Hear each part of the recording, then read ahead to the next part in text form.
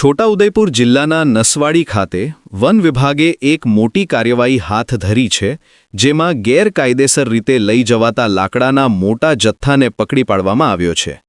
આ સફળ ઓપરેશનમાં વન વિભાગની ટીમે લગભગ 20 ટન ખેરના લાકડાનો જથ્થો જપ્ત કર્યો છે, જે ગેરકાયદેસર વન્ય સંપત્તિની હેરાફેરી પર એક મોટો પ્રહાર છે.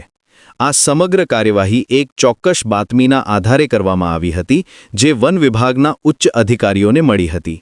આ ઓપરેશનની શરૂઆત ત્યારે થઈ જ્યારે નાયબ વન સંરક્ષક શ્રી આરબી સોલંકી અને એસીએફ શ્રી જે.કે. સોલંકીને એક ગુપ્ત સૂચના મળી. તેમને માહિતી મળી હતી કે ખેરના લાકડાનો એક મોટો જથ્થો ગેરકાયદેસર રીતે એક વાહન દ્વારા લઈ જવામાં આવી રહ્યો છે. આ બાતમી ખૂબ જ ચોક્કસ હતી, જેના કારણે અધિકારીઓએ તરત જ એક્શન પ્લાન તૈયાર કર્યો અને પોતાની ટીમને એલર્ટ કરી દીધી. સમય બગાડ્યા વિના વન વિભાગના કર્મચારીઓની એક ટીમ બનાવીને તેમને નિર્ધારિત સ્થળે રવાના કરવામાં આવી. આ ટીમે મુંબઈ-દિલ્હી એક્સપ્રેસ વે પર પોતાની નજર ગોઠવી દીધી હતી. બાતમી મુજબ કરજણ ટોલ નાકા પાસે વોચ રાખવામાં આવી હતી. થોડા સમય પછી બાતમીમાં વર્ણવેલ ગાડી, જેનો નંબર MH04GF2877 હતો, ત્યાંથી પસાર થતી જોવા મળી. વન વિભાગના સ્ટાફે તરત જ તે ગાડીને ઇશારો કરીને રોકાવી. ગાડી રોકાતાની સાથે જ ટીમે ડ્રાઈવરની પૂછપરછ શરૂ કરી અને ગાડીની તપાસ હાથ ધરી. તપાસ દરમિયાન ગાડીમાંથી ખેરના લાકડાનો વિશાળ જથ્થો મળી આવ્યો. જ્યારે ડ્રાઈવરને આ માલના પરિવહન માટે જરૂરી પાસ પરમિટ વિશે પૂછવામાં આવ્યું, ત્યારે તે કોઈપણ પ્રકારના કાયદેસર દસ્તાવેજો રજૂ કરી શક્યો નહીં.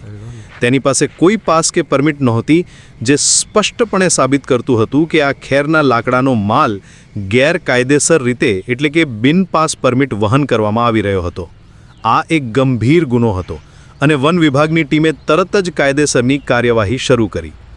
આ ગેરકાયદેસર પરિવહન બદલ તારીખ 1/3/2026ના રોજ મહેરબાન નાયબ વન સંરક્ષક શ્રી છોટાઉદેપુર આરબી સોલંકી સાહેબ તથા એસીએફ જે.કે. સોલંકી સાહેબને મળેલ બાતમીના આધારે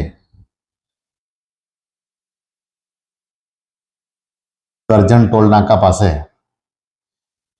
ગાડી ખેરની આવે છે એવી બાતમી મળતા અમો નસવાડી રેન્જનો સ્ટાફ ત્યાં પહોંચી ગાડીની તપાસ કરતા તેની અંદર પાવતી બતાવેલ કે આમાં પપૈયા ભર્યા છે, પણ તાટપત્રી ખોલી જોતા અંદર ખેરનો માલ ભર્યા હોય, તેથી તેના પાસે અમે પાસ પરમિશન માંગતા કોઈ પણ જાતની પાસ કે પરમિટ આપેલ નથી અને જેના આધારે અમે ગુનો નોંધી તાત્કાલિક સદર ગાડી અને ડ્રાઈવરનો કબજો લઈ નસવાડી ખાતે લઈ આવવામાં આવેલ છે.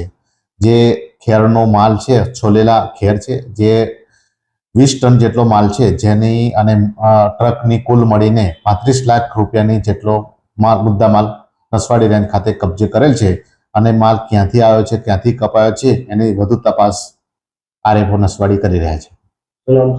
આર.જે. વણકર.